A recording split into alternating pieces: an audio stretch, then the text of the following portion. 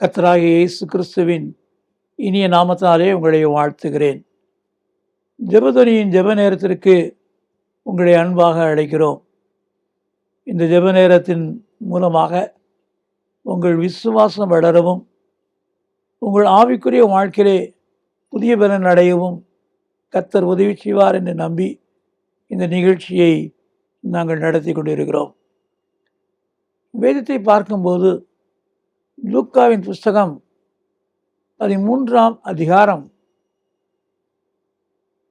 13ஆம் வாக்கியத்திலே, அவள் மேல் தமது கைகளை வைத்தார், உடனே அவள் நிமிர்ந்து தேவனை மகிமைப்படுத்தினாள். இங்கு பார்க்கிறோம், ஒரு கூனியான சகோதரி. நாம் முன்னாடியே பார்க்கும்போது 18 ஆண்டுகள் மிகவும் கூனியாய் இருந்தவர், எவ்வளவேனும் தலை நிமிர முடியாதபடி வாழ்க்கை வாழ்ந்து கொண்டிருந்த ஒரு சகோதரி. ஆனால் தேவனுடைய ஆலயத்திற்கு அவள் வருகிற ஒரு சகோதரியாக இருந்தார். நாம் அநேக நேரங்களிலே தேவனுடைய ஆலயத்தை குறித்து கர்சனையற்றவர்களாய் மாறுகிறோம். வீட்டிலேயே உட்காந்து இன்னைக்கு ஒரு ப்ரோக்ராம் கேட்டுக்கலாம் எப்படி என்று சொல்லி இருக்கிறோம். ஆலயத்திற்குள் வருவதற்கு மனதில்லாது இருக்கிறோம். கிறிஸ்துவுக்குள் பிரியமானவர்களே, ஆலயம் என்பது தேவனுடைய பிள்ளைகளாய் கூடுகிற ஒரு ஸ்தலம். தேவனுடைய பிள்ளைகளாய் கூடுகிற ஒரு இடம்தான் அந்த ஆலயமாக இருக்கிறது. இந்த ஆலயத்தை குறித்து நீங்கள் எண்ணிக்கொள்ள வேண்டும். இது ஆசீர்வதிக்கப்பட்ட ஒரு இடம். ஏனென்று சொன்னால், இந்த ஆலயத்துக்குள் வருகிற ஒவ்வொருவரையும் கர்த்தர் காண்கிறவராயிருக்கிறார், நேசிக்கிறவராயிருக்கிறார். ஏனென்று சொன்னால், 2 பேராவது 3 பேராவது என் நாமத்தினாலே கூடும்போது நான் அவர்கள் மத்தியிலே இருப்பேன் என்று சொல்லியிருக்கிறார். அவர் இருக்கிறவராயிருக்கிறார். அவை கர்த்தருடைய பிரசன்னத்துக்குள்ளாய் வருகிற ஒரு மேலான பாக்கியம் நிறைந்த இடம்தான் ஆலயம். இந்த கூனியான சகோதரி 18 ஆண்டுகள் கூனியாக இருந்தாலும் ஆலயத்துக்கு வருவதை அவள் விடவில்லை. நம்முடைய வாழ்க்கையிலே இது ஒரு நல்ல ஒரு பாடமாக இருக்கிறது. என்னதான் கஷ்டம் இருந்தாலும், என்னதான் தடை இருந்தாலும் ஆலயத்திற்கு செல்வதற்கு நாம் கவனமாக இருக்க வேண்டும். இந்த சகோதரி 18 ஆண்டுகளாய் ஆலயத்துக்கு வந்திருந்தார்கள். அநேக கேலி கூட செய்திருப்பாங்க. என்னம்மா குனிப்பாட்டி ஆலயத்துக்கு போறியே, சாமி ஒன்றும் செய்யலையா உனக்கு அப்படின்னு கூட கிண்டலாக கூட கேட்டிருக்கலாம். கிறிஸ்துவுக்குள் பிரியமானவர்களே, ஆலயத்துக்கு போகிறதுனால எனக்கு ஒரு நன்மையும் இல்லைன்னு நினைக்காதீங்க. ஆலயத்தில் நாட்டப்பட்டவர்கள் உடைய பிரகாரங்களில் செழித்திருப்பார்கள். சங்கீதம் 92:13 வாசிக்கும் போது, கர்த்தருடைய ஆலயத்திலே நாட்டப்பட்டவர்கள் எங்கள் தேவனுடைய பிரகாரங்களில் செழித்திருப்பார்கள். தேவனுடைய பிரகாரங்களிலே செழித்திருப்பார்கள். அநேக காரியங்களை நான் ஆலயத்தை குறித்து எண்ணுவது உண்டு. ஒரு முறை ஒரு கிராமத்திலே ஊழியங்களை செய்தேன். அந்த ஊழியங்களை செய்த பிறகு கூட்டம் முடிந்தது. எல்லாருக்கும் ஜெபித்து நான் தங்கியிருந்த வீட்டுக்கு சென்று கொண்டிருந்தேன். அப்படியாய் சென்று கொண்டிருக்கும்போது கூட்டத்தை ஒழுங்கு சேர்ந்த சகோதரர், பிரதர், இங்கே 2 பெண் பிள்ளைகள் இருக்கிறாங்க, அநாதைகள். அம்மா இப்போ தான் இறந்தாங்க, அப்பா ஏற்கனவே இறந்துட்டாங்க, கல்யாணம் இல்லை, வேலை இல்லை, ஒன்றும் இல்லை, அவங்களுக்கு ஒன்றும் கிடையாது. வீடு கட்டுறதுக்காக அஸ்திபாரம் போட்டாங்க, அவ்வளோதான். அந்த அஸ்திபாரத்தோடு நிற்குது. அதில் ஒரு சின்ன ஈட்டு கொட்டகையை போட்டுட்டு அதுக்குள்ளேயே வசித்து வராங்க. இவங்க என்ன செய்கிறாங்க, எப்படி சாப்பிட்றாங்கலாம் தெரியாது எல்லாருக்கும். ஆனால் எல்லாரும் உதவி செய்கிறவங்களா இருக்காங்க. அப்போ இவங்களுக்கு ஒரு ஜெபம் பண்ணணும் அப்படி சொன்னேன். சரின்னு சொன்னேன். அப்போ அந்த கொட்டகைக்கு கிட்டக்க நெருங்குறப்ப டிரான்சிஸ்டர் நல்ல சினிமா பாட்டு கேட்டு கொண்டு இருந்தார்கள். ஏடா சினிமா பாட்டு சத்தம் இருக்குது, இவங்களுக்கு போய் என்ன ஜெபம், இவங்களுக்கு கர்த்தரே தேடுறது இல்லையே, கர்த்தரை தேடுற மக்களாக இருக்காங்களேன்னு நினச்சேன். பைபிளை எடுங்கள் என்று சொன்ன பொழுது அவர்கள் வேத புத்தகத்தை தேடினார்கள். ஒரு ட்ரெஷர் ஹண்ட் மாதிரி, புதையலை தேடுற மாதிரி தேடினாங்க. கடைசியில் எடுத்தாங்க. அதில் பாதி பக்கம் முன்னாடி இல்லை, பின்னாடி இல்லை. அந்த வேத புத்தகத்தை வாசித்தாங்க. நான் வாசிக்க சொன்ன வேத பகுதியை வாசித்தாங்க. முடித்த பிறகு நான் ஒரு சின்ன ஜெபம் பண்ணேன் அவங்களுக்கு. கர்த்தாவே இவருடைய ஆசீர்வதியும். ஆனால் கர்த்தரும் என்ன சொன்னார், மூத்த மகளுக்கு திருமணமும் இளைய மகளுக்கு நிரந்தரமான வேலை நான் தரப்போகிறேன். எனக்கு மிகுந்த கவலை. ஏன் கவலைன்னா, இவங்க எல்லாம் ஒன்றும் கர்த்தரத்தில் இல்லை, கர்த்தரத்தில் இருக்கிற பிள்ளைகளுக்காக ஜெபம் பண்ணிட்டு இருக்கிறோம். அவங்களுக்கு மேரேஜுக்காக, அவங்களுடைய வேலைக்காக. அந்த லிஸ்ட்டில் ஒன்றும் கர்த்தர் ஒன்றும் வெளிப்படுத்தலையே. இந்த பிள்ளைங்க இப்படி இருக்காங்க, இவங்களுக்கு இப்படி நடந்துட்டேன்னு சொல்லி நான் வீட்டுக்கு வந்த பிறகு கர்த்தருடைய சமூகத்தில் கேட்டேன், கர்த்தாவே, சினிமா பாட்டு கேட்டுக்கிட்டு வேத வார்த்தையே கேட்காதபடி, அதை தியானியாதபடி இருக்கிற இவர்களுக்கு இப்படி நீர் சொன்னீர். இந்த பெரிய லிஸ்ட்டு வச்சுருக்கிறோம் இந்த மேரேஜ் ஆகிறதுக்கு. சிலருக்கு ரொம்ப நாளாக இருக்குது, சிலருக்கு வேலை கிடைக்காம இன்னும் கொஞ்ச நாளாக இருக்குது.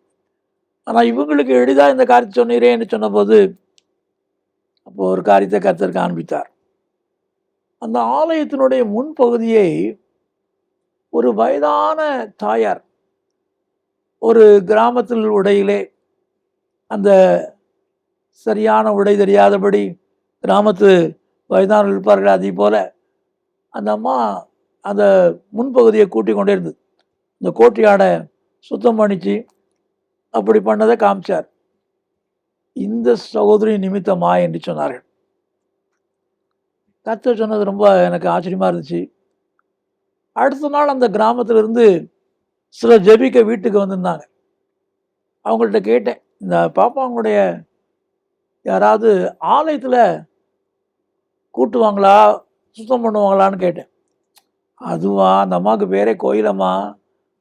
காலையில் 5 மணிக்கு மழை பெஞ்சாலும் சரி, குளிர்னாலும் சரி, என்ன நிலைமை இருந்தாலும் போய் தண்ணி தெளித்து அந்த ஆலயத்துக்கு முன்னாடி கூட்டம் அப்படின்னாரு அப்படின்னு சொன்னாங்க. எனக்கு ரொம்ப ஆச்சரியமாக இருந்துச்சு.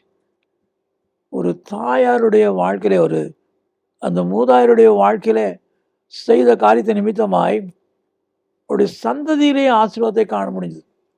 அந்த பேத்தி 2 பேர் பேர பிள்ளைகளுக்கும் கர்த்தர் அப்படியே செய்தார். மூத்த மகளுக்கு திருமண காரியம் ஒரே மாதத்தில் நடைபெற்றுச்சு. இளைய மகளுக்கு அரசாங்கத்திலேருந்து அந்த ட்ரைனிங் ஸ்கூல் படிச்சிருந்தனால அந்த அப்ளிகேஷன் படி அதுக்கு வேலையும் கிடச்சிச்சு. யோசித்து பாருங்கள், ஆலயத்துக்கு நாம் செய்கிற சிறிய காரியத்தை கூட கர்த்தர் அங்கீகரிக்கிறார். இந்த ஆலயத்துக்குள்ளே தான் இந்த அம்மா வந்திருந்தாங்க.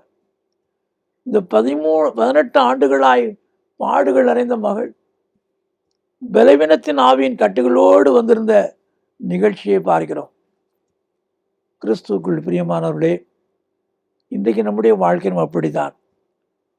கைமாறு கருதாதபடி கர்த்தருடைய சமூகத்திலே நாம் வரும்பொழுதெல்லாம் ஆலயத்திலே செய்கிற சிறிய பெரிய அத்தனை வேலைகளின் நிமித்தமாக உங்கள் சந்ததியிலே ஆசீர்வாதம் உண்டு.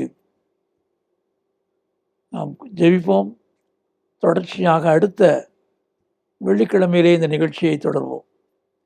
அன்பின் தேவனே, இந்த நல்ல நேரத்திற்காக நன்றி கூறுகிறோம். ஆலயத்தில் நாட்டப்பட்டவர்களாக இருந்து ஆலயத்தினுடைய மேன்மைகளை நாங்கள் சுதந்திரித்துக் கொள்ள எங்களுக்கு உதவி செய்யுங்க தாவே. உங்களுடைய சமாதானமும் சந்தோஷமும் நாங்கள் பெற்றுக்கொள்ளத்தக்கதாக ஆலயத்துக்கு வரத்தக்கதான மனதை தாரும். உங்களுடைய பிரசனத்திலே நிறைவதோடு ஆலயத்தின் நன்மைகளை நான் நிறைந்திருக்க எங்களுக்கு உதவி செய்யும். உங்களுடைய கிருபை பெருகட்டும். மகிழ்ந்து கடிகூறத்தக்கதான காலங்களை தாரும். ஜெபாவினால் எங்களை நிறைத்ததோடு இந்த ஆலயத்துக்கு வரக்கூடிய உணர்வை எங்களுக்கு பெருக செய்து ஆசீர்வதியும். கர்த்தருடைய பிள்ளைகளாய் கூடுகிற ஐக்கியத்துக்கு எங்களை ஒப்பு கொடுக்குறோங்க தாவே. நாங்கள் இணைந்து தாவே நாங்கள் பெருகி உங்களுடைய நாமத்தை உயர்த்துவதை செய்யும். இயேசு கிறிஸ்து நாமத்தில் பிதாவே, ஆமென். இந்த நிகழ்ச்சியை பற்றிய உங்கள் கருத்துக்களையும் உங்கள் சாட்சிகளையும் உங்கள் ஜெப விண்ணப்பங்களையும் எங்களோடு கூட பகிர்ந்து கொள்ளுங்கள். கர்த்தருடைய நாமம் மகிமை அடைவதற்கும் எங்களை ஊக்குவிப்பதற்கும் அது ஏதுவாக இருக்கும். எங்கள் ஜெபதுனி மாத இதழ் தமிழ், ஆங்கிலம் மற்றும் சிங்கள மொழிகளில் வெளியிடப்படுகிறது. பெற்று பயனடையுங்கள். சகோதரர் அவர்கள் எழுதிய யார் என்னை விடுதலையாக்குவார், கர்த்தரை தேடுங்கள் என்ற புத்தகங்கள் தமிழ் மற்றும் ஆங்கிலத்திலும் வெளிவந்துள்ளன. மேலும் பாதைக்கு வெளிச்சம், ஜெயம் தரும் ஜெபங்கள் என்ற புத்தகங்களையும் ஜீவ கீதங்கள் என்கிற பாடல் புத்தகத்தையும் பெற்று பயனடையுங்கள். எங்கள் ஊழியங்களுக்காக ஜெபியுங்கள். ஒவ்வொரு மாதமும் 3ஆம் சனிக்கிழமைகளில் தோகமலை அருகே உள்ள இடையப்பட்டியில் விடுதலை ஜெப முகாம் நடைபெறுகிறது. பங்கு பெற்று ஆசீர்வாதம் பெறுங்கள். இதை குறித்து மேலும் அறிந்து கொள்ள எங்களை தொடர்பு கொள்ளுங்கள். எங்களை தொடர்பு கொள்ள வேண்டிய முகவரி: சகோதரர் சி. எபனேசர் பால், எண் 3, 6வது குறுக்கு தெரு, 5வது மெயின் ரோடு, ஸ்ரீனிவாச நகர், புத்தூர், திருச்சி 17, தமிழ்நாடு, இந்தியா. எங்கள் தொலைபேசி எண்கள் 0431 278 0938 மற்றும் 9842 65132. எங்கள் மின் அஞ்சல் முகவரி prayer@jebadani.org. எங்கள் இணையதள முகவரி www.jebadani.org. Our contact address is Brother C. Ebenezer Paul, number 3, 6th Cross Street, 5th Main Road, Srinivasa Nagar, Puttur, Trichy 17, Tamil Nadu, India. Our contact phone numbers are 0431 278 0938 and 98423 65132. Our email ID is prayer@jebadani.org. Our website is www.jebadani.org. கர்த்தர் தாமே உங்களை ஆசீர்வதிப்பாராக.